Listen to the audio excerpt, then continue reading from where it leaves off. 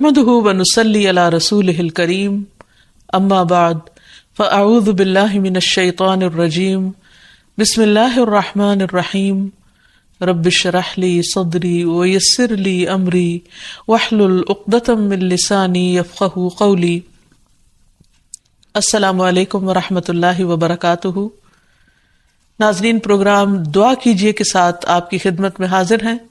آج ہم انشاءاللہ دل کی سلامتی کے لیے دعائیں آپ کے ساتھ شیئر کریں گے، کیونکہ دل ہی تو سب کچھ ہے. اگر دل درست ہوا تو سب کچھ درست ہو جائے گا، اور اگر دل بگڑ گیا تو ہر چیز بگڑ جائے گی.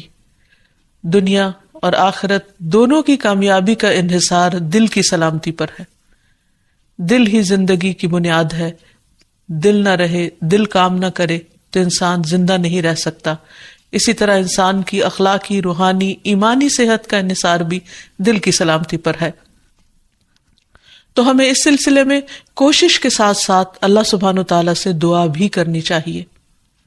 دعائیں تو آپ کو بعد میں بتائیں گے. سب سے پہلے خود دعا مانگنے کی اہمیت.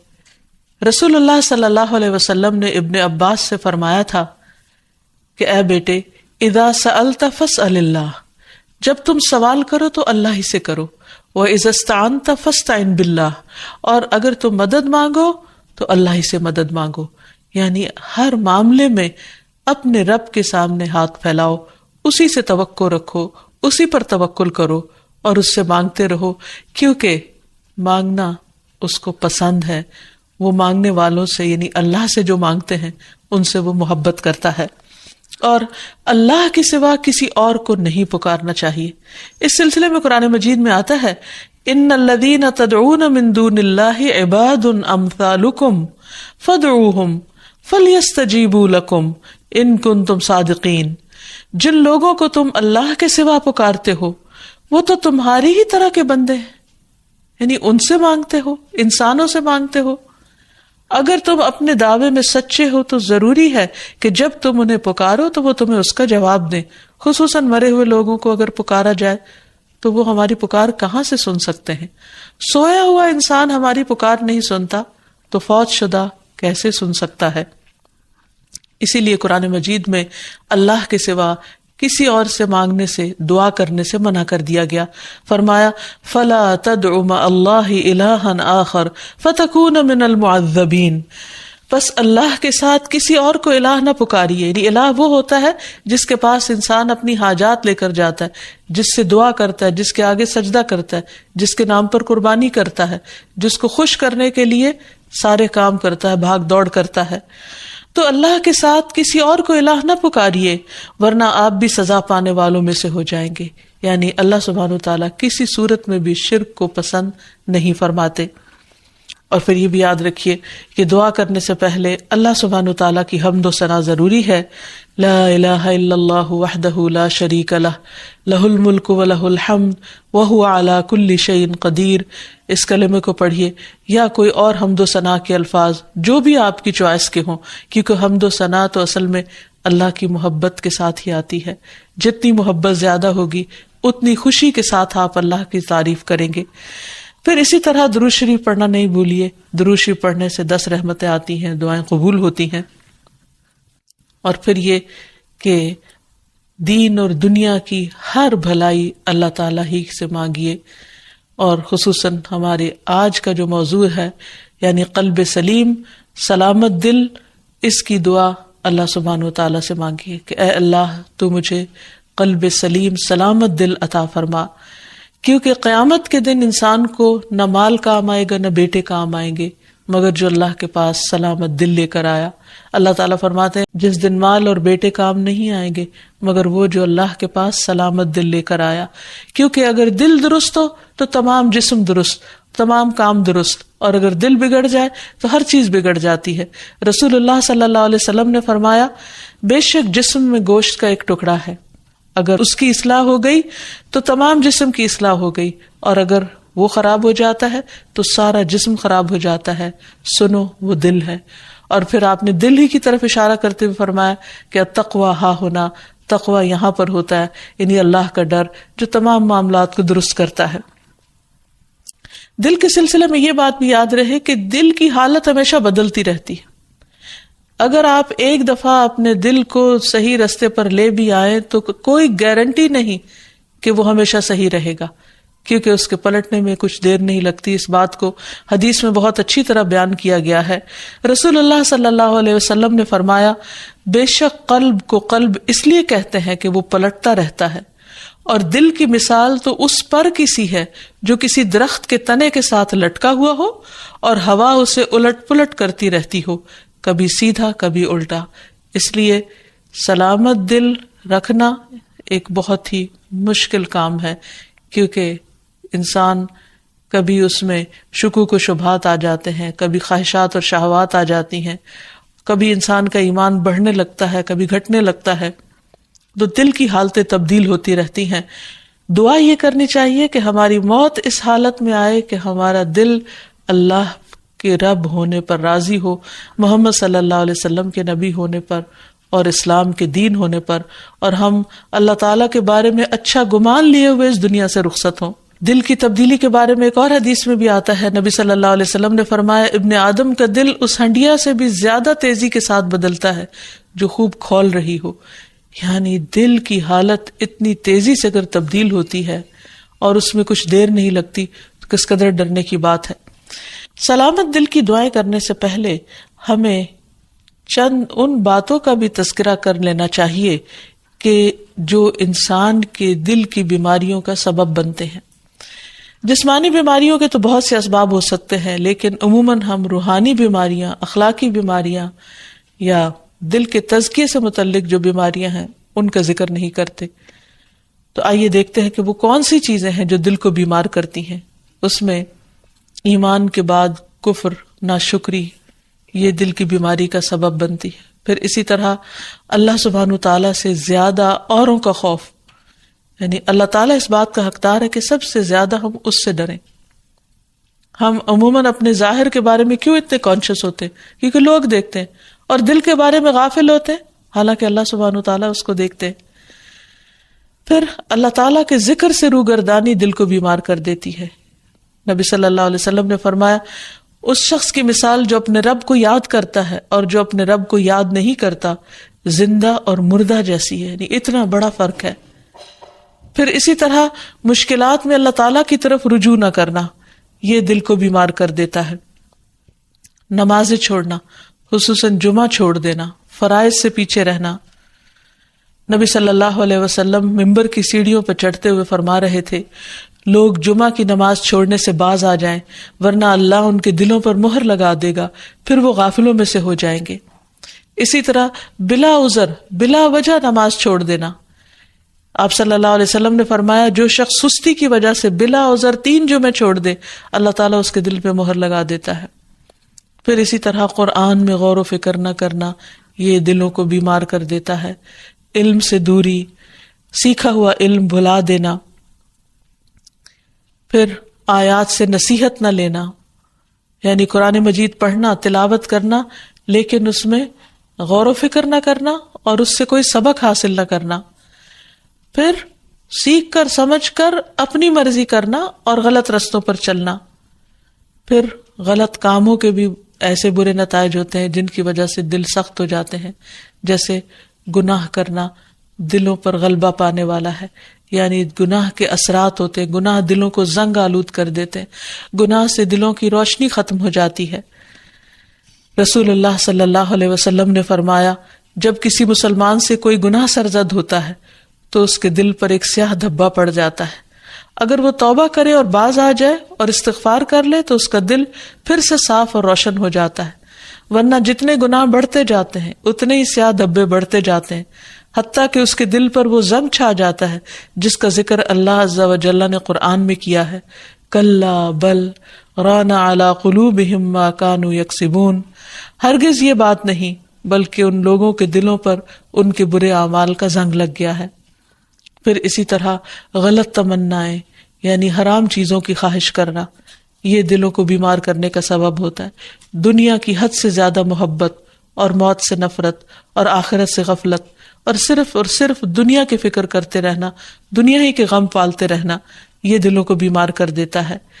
یعنی انسان جب اللہ تعالیٰ کے حقوق میں کمی کرتا ہے، بندوں کے حق میں کمی کرتا ہے، بد اخلاقی کرتا ہے، تو پھر دلوں کے اوپر میل چڑھنے لگتی ہے، دل سیاہ ہونے لگتے ہیں اور دل بیمار ہونے لگتے ہیں اور قلب سلیم سے بہت دور ہو جاتے ہیں.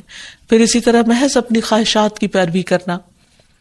نبی صلی اللہ علیہ وسلم نے فرمایا، مجھے تمہارے متعلق ان گمراہ کن خواہشات سے سب سے زیادہ اندیشہ ہے جن کا تعلق تمہارے پیٹ اور تمہاری شرمگاہ سے ہوتا ہے، اور اپنی مرضی پر چلنے کی گمراہی کا بھی اندیشہ ہے. پھر اسی طرح کثرت کلام اور کثرت طعام، بہت کھانا، بہت باتیں کرنا، یہ بھی دلوں کو سخت کر دیتی ہیں چیزیں. پھر ضرورت سے زیادہ سونا، یہ بھی دل کی سختی کا باعث ہوتا ہے. تو یہ چند ایک چیزیں ہیں جو دلوں کو بیمار کرنے کا سبب ہے. حقیقت یہ ہے کہ ہر وہ چیز جو اللہ کو ناراض کرنے والی ہے، خواہ اس کا تعلق سوچ سے ہو یا گفتگو سے ہو یا عمل اور رویے سے ہو، یہ تمام تر چیزیں انسان کے دل کی خرابی کا باعث بنتی. پھر اللہ کا ذکر کثرت سے کرنا. فرمایا وَاذْكُرُوا اللَّهَ كَثِيرًا لَعَلَّكُمْ تُفْلِحُونَ، اور اللہ کو بہت زیادہ یاد کرو تاکہ تم فلاح پاؤ. پھر اسی طرح زبان کی اصلاح کرنا. انس بن مالک سے روایت ہے، رسول اللہ صلی اللہ علیہ وسلم نے فرمایا، کسی آدمی کا ایمان درست نہیں ہوتا یہاں تک کہ اس کا دل درست ہو، اور اس کا دل درست نہیں ہوتا یہاں تک کہ اس کی زبان درست ہو جائے. یعنی دل کی اصلاح کا تعلق زبان کی اصلاح کے ساتھ ہے. اگر ایک شخص زبان سے اچھے الفاظ نکالے گا تو اس کا دل یقیناً اچھا ہو جائے گا. پھر اسی طرح شک والی چیزوں کو چھوڑنا، کیونکہ شک انسان کو بے چین کر دیتا ہے، دلوں کے اندر اضطراب پیدا کر دیتا ہے. پھر اسی طرح نیکی اور برائی کی پہچان حاصل کرنا، کیونکہ اگر انسان کا دل نیکی کے کاموں کو نیک سمجھے اور اس پر گواہی دے اور برائی کو برائی سمجھے تو اس سے انسان کا دل سیدھے رستے پہ چل پڑتا ہے. پھر کثرت سے موت کو یاد کرنا، کیونکہ موت کی یاد دلوں کی تزکیہ اور پیوریفیکیشن کا ذریعہ بنتی ہے. پھر اخلاقی برائیوں سے پرہیز کرنا. پھر یتیم اور مسکین کا خیال رکھنا. ایک شخص نے نبی صلی اللہ علیہ وسلم سے دل کی سختی کی شکایت کی تو آپ صلی اللہ علیہ وسلم نے فرمایا کہ یتیم کے سر پر ہاتھ پھیرو، کیونکہ یہ دل کو نرم کرتا ہے. پھر اسی طرح بعض علماء نے کہا کہ دل کی اصلاح 5 چیزوں کے ساتھ ہوتی ہے. نمبر 1 غور و فکر کرتے ہوئے قرآن مجید کی تلاوت کرنا. نمبر 2 پیٹ کو خالی رکھنا، یعنی روزہ وغیرہ رکھنا. نمبر 3 رات کا قیام، سحری کے وقت اللہ کے آگے گڑ گڑانا، کیونکہ رات کے اس حصے میں دعائیں بہت قبول ہوتی ہیں. نمبر 4 نیک لوگوں کی مجلسوں کو اختیار کرنا، اچھی صحبت. اور نمبر 5 حلال کھانا. پھر اسی طرح گناہ کے بعد فوراً توبہ کر لینا، کیونکہ جب انسان گناہ کرتا ہے تو دل پر سیاہ دھبا پڑ جاتا ہے، اور اگر انسان توبہ کر لیتا ہے تو وہ دل پھر سے صاف اور روشن ہو جاتا ہے. اور اب آتی ہے باری دعاؤں کی کہ انسان اللہ سبحانہ وتعالیٰ سے قلب سلیم مانگتا رہے اور دل کی اصلاح کی دعا کرتا رہے. اس سلسلے میں سب سے بہترین نسخہ کثرت سے استغفار کرنا ہے، کیونکہ انسان جب بخشش مانگتا ہے اللہ تعالیٰ سے، گناہوں کی معافی مانگتا ہے تو دل روشن ہونے لگتا ہے، دل چمکنے لگتا ہے، کیونکہ دلوں کا میل کچیل پھر اترنے لگتا ہے. اس سلسلے میں رسول اللہ صلی اللہ علیہ وسلم نے فرمایا، میرے دل پر پردہ سا آ جاتا ہے، اسی وجہ سے میں ایک دن میں 100 مرتبہ اللہ سے استغفار کرتا ہوں. یہ اللہ کے رسول صلی اللہ علیہ وسلم فرما رہے ہیں. آپ صلی اللہ علیہ وسلم استغفار کی کثرت کو دلوں کی روشنی کا ذریعہ بتا رہے ہیں. ابن عمر کہتے ہیں کہ ہم آپ کی مجلس میں رب اغفر لی وتب علی انک انت التواب الرحیم 100 مرتبہ شمار کرتے تھے، جس کا معنی ہے اے میرے رب مجھے بخش دے اور مجھ پر مہربان ہو جا، بے شک تو بہت زیادہ توبہ قبول کرنے والا مہربان ہے. پھر اسی طرح قرآنی دعا ہے کہ اللہ تعالی ہمارے دلوں کو ٹیڑھا ہونے سے بچائے. ربنا لا تزغ قلوبنا بعد اذ ہدیتنا وہب لنا من لدنک رحمہ انک انت الوہاب. اے ہمارے رب، ہدایت دینے کے بعد ہمارے دلوں کو ٹیڑھا نہ کرنا اور اپنے پاس سے ہمیں رحمت عطا فرما، بلا شبہ تو ہی سب کچھ عطا کرنے والا ہے، یعنی سارے خزانے تیرے پاس ہیں، تو ہمارے دلوں کو سیدھا رکھ، کیونکہ اگر دل سیدھا ہوگا تو باقی تمام چیزیں بھی درست ہو جائیں گی۔ پھر اسی طرح دل میں نور پیدا ہونے کی دعا کرنا، اور وہ ہے اللہم اجعل فی قلبی نورا، اے اللہ میرے دل میں نور پیدا کر دے، میرے دل میں روشنی پیدا کر دے، کیونکہ دل کی بھی آنکھیں ہوتی ہیں، اگر دل کی روشنی ہو تو انسان کو اچھے برے کا فرق نظر آنے لگتا ہے۔ بعض اوقات انسان بہت کچھ بھی پڑھ لیتا ہے، اس کے پاس بہت علم بھی ہو سکتا ہے، لیکن ضروری نہیں کہ اس علم کے ذریعے دل کی آنکھیں کھلیں جب تک کہ اللہ تعالیٰ نہ بصیرت عطا کرے۔ یہ بصیرت اللہ تعالیٰ دیتا ہے، اس لیے اللہ تعالیٰ سے مانگنی چاہیے۔ پھر اسی طرح دل کی ہدایت کی دعا کرنا، آپ صلی اللہ علیہ وسلم نے دعا سکھائی، اللہم اہد قلبی وسدد لسانی واسلل سخیمۃ قلبی، اے اللہ میرے دل کو رہنمائی عطا فرما، میری زبان کو درستگی عطا فرما، اور میرے دل کے کینے کو دور کر دے، کیونکہ شرک، نفاق، حسد، بغض، کینہ، کدورت دلوں سے نکلیں گے تو ہی دل روشن ہوں گے۔ پھر اسی طرح یہ بھی ضروری ہے کہ انسان دین پر دل کی ثابت قدمی کی دعا کرے۔ عبداللہ ابن عمرو ابن العاص کہتے ہیں کہ انہوں نے رسول اللہ صلی اللہ علیہ وسلم کو فرماتے ہوئے سنا کہ تمام بنی آدم کے دل رحمان کی انگلیوں میں سے 2 انگلیوں کے درمیان ایک دل کی طرح ہیں، وہ جسے چاہتا ہے اسے پھیر دیتا ہے۔ پھر رسول اللہ صلی اللہ علیہ وسلم نے فرمایا، اللہم مصرف القلوب صرف قلوبنا علی طاعتک، اے اللہ دلوں کے پھیرنے والے ہمارے دلوں کو اپنی اطاعت پر پھیر دے، یعنی تو ہی ان کے اندر اپنی اطاعت اور فرما برداری کا شوق پیدا کر دے، کیونکہ اگر دل کسی کام کے کرنے پہ راضی ہو جائے تو وہ کام کرنا بہت آسان ہو جاتا ہے۔ اطاعت کے بڑے سے بڑے کام، مشکل سے مشکل، کٹھن اور بھاری کام بھی بہت معمولی معلوم ہوتے ہیں۔ پھر اسی طرح یا مقلب القلوب ثبت قلبی علی دینک، اے دلوں کو الٹ پلٹ کرنے والے میرے دل کو اپنے دین پر جما دے، کیونکہ اگر دین پر ایک دفعہ دل ٹھک گیا، اطمینان ہو گیا، تو پھر عمل کرنا کچھ بھی مشکل نہ رہے گا۔ پھر اس کے ساتھ ساتھ ایسے دل سے بھی پناہ مانگی گئی کہ جو اللہ سے نہ ڈرتا ہو، جس کے اندر خشیت نہ ہو۔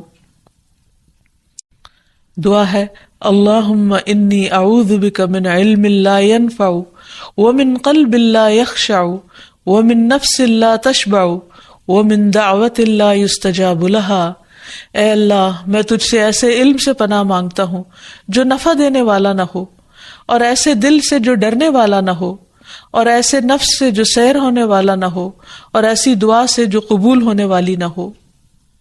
پھر اسی طرح دل کے شر سے پناہ مانگنے والی دعا، اللہم انی اعوذ بک من شر سمعی ومن شر بصری ومن شر لسانی ومن شر قلبی ومن شر منی، اے اللہ میں تیری پناہ چاہتا ہوں اپنے کان کی برائی سے، اور اپنی آنکھ کی برائی سے، اور اپنی زبان کی برائی سے، اور اپنے دل کی برائی سے، اور اپنی خواہش کی برائی سے۔ پھر دل کو صاف کرنے کی دعا، اللہم اغسل قلبی بماء الثلج والبرد ونق قلبی من الخطایا کما نقیت الثوب الابید من الدنس وباعد بینی وبین خطایای کما باعدت بین المشرق والمغرب، اے اللہ میرے دل کو برف اور اولے کے پانی سے دھو دے، اور میرے دل کو خطاؤں سے صاف کر دے جیسے سفید کپڑے کو میل سے صاف کیا جاتا ہے، اور میرے اور میری خطاؤں کے درمیان اتنی دوری کر دے جتنی دوری تو نے مشرق اور مغرب میں رکھی ہے۔ تو اللہ تعالیٰ سے دعا ہے کہ وہ ہمارے دلوں کی اصلاح کر دے، وہ ہمارے دلوں کا تزکیہ کر دے، وہ ہمیں سلامت دل عطا کر دے تاکہ ہم دنیا اور آخرت میں کامیاب ہو سکے۔